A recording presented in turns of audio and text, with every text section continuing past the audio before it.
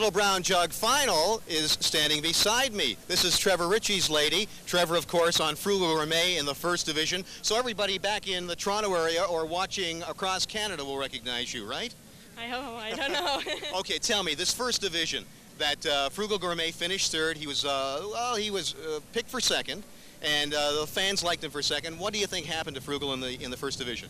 Well, I think his post position killed him more than anything. Just he seemed like he had lots of horse when he came by at the three-quarter pole, and just was a little too far back coming off the last turn. You know, Jim, it seems like today is a day for a lot of long shots. Run the table. He didn't look good in the first division. No, he didn't. But yeah, maybe. What do you think he's going to do now, Frugal? What do you think he'll do here? I hope he's going to win. Well, okay. She's confident. Let's find out who the horses are. Frank will give us the post-parade right now. Okay, Marty, one last rundown of the field for this 42nd edition of the Little Brown Jug. And from the rail out, it's Jaguar Spur, Happy Affair, and Z28. In the center, Redskin, Golden Creek, and Shannon Supreme. Bomb Rickles and Frugal Gourmet on the outside. From post 9, it's Landy Hanover, Marty. The favorite in the Little Brown Jug is the #1 horse, Jaguar Spur. He's on the board at 3-5. It doesn't look as if the fans are making anybody else their choice, but if there is going to be a Little Brown Jug winner, remember, the previous winners have got to come back and win for a second time. If they do not win, we're going to have another race-off. Let's go to Roger Houston. He's in the background. We're fighting each other. Roger Houston with the final of the Little Brown Jug, hopefully. Up and pacing Jaguar Spur, fast out of the gate.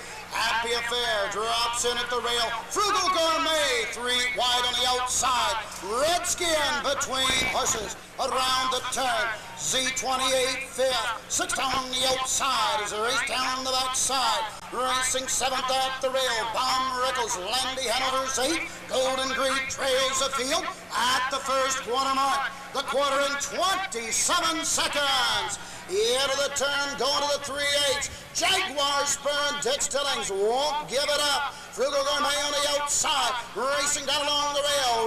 Redskin racing in at the rail 4th. Happy Affair coming to the outside, now 5th, and moving up with a rush. Z28. Bomb Rickles 6. Shannon Supreme on the outside. Landy Hanover. Golden Creek closes ground at the rail. At the half, 56-4, 29-4, second quarter.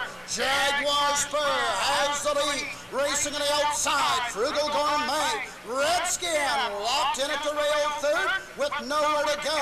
Happy Affair on the outside 4th, racing 5th. Bomb Rickles down the backside they go. Moving up 4 wide, Landy Hanover with a rush. And here comes Z28. They're all going down the backside. 4 and 5 wide, 3 quarters, 28-1. But Jaguar Spur has the lead. Racing down along the rail, Redskin, the outside. Frugal Gourmet, Z28 on the outside 3rd. Less than an 1/8 of a mile. Jaguar Spur and Dick Stillings are motoring now. Down the lane, Redskin 2nd, but it's going to be Jaguar Spur winning the Little Brown Jug. 55, 3/5.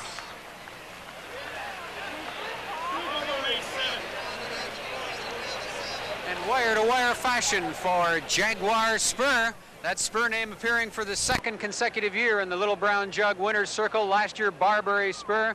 And what a performance this afternoon. With me is Rod Sealing, known to those of you in the New York area as a former member of the New York Rangers, across Canada as a former NHL player, now a member of the National Racetracks Association of Canada and Canadian Trotting Association. Rod, the hopes of Canada dashed when Frugal Gourmet got hung from the 8-hole. Yes, he got parked a long ways. I think he put on a very good show, but there's no question this was Jaguar Spur's day. His people had him ready, and he was sharp as sharp could be, and there's no question, I don't think, in anybody's mind, the best horse won today.